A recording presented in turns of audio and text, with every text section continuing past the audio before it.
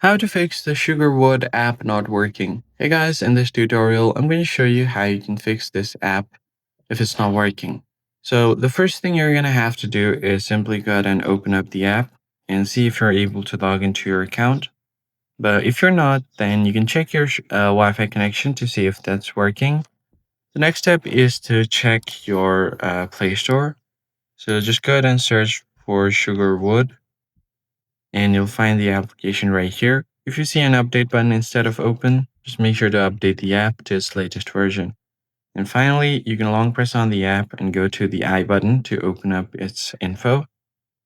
Once here, you can go to storage directly and clear cache.